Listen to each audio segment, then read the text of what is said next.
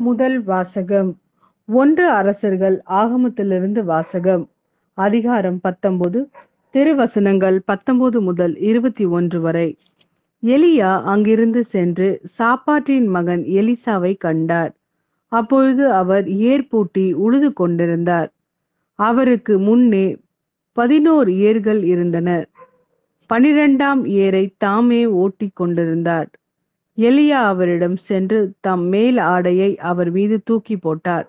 Elisha அவரை கடந்து செல்கையில் ஏர் மாடுகளை விட்டுவிட்டு எலியாவிடம் ஓடி வந்து, நான் என் தாய் தந்தையிடம் விடை பெற்று வர அனுமதி தாரும், அதன் பின் உம்மை பின் செல்வேன் என்றார். அதற்கு அவர், சென்று வா, உனக்கு நான் செய்ய வேண்டியதை செய்துவிட்டேன் என்றார். எலிசா எலியாவை விட்டு திரும்பி வந்து ஏர் மாடுகளை பிடித்து அடித்து தாம் உழுத கலப்பைக்கு நெருப்பு மூட்டி அம்மாட்டு இறைச்சியை சமைத்து மக்களுக்கு பரிமாற அவர்களும் அதை உண்டனர்.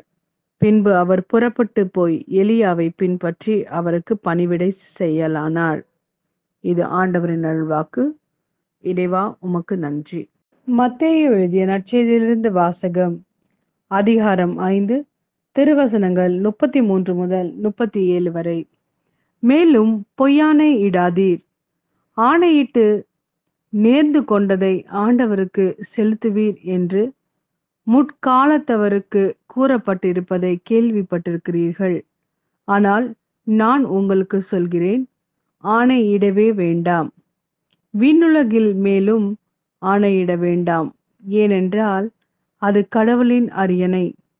மண்ணுலகின் மேலும் ஆணையிட வேண்டாம், ஏனெனில் அது அவரின் கால்மனை.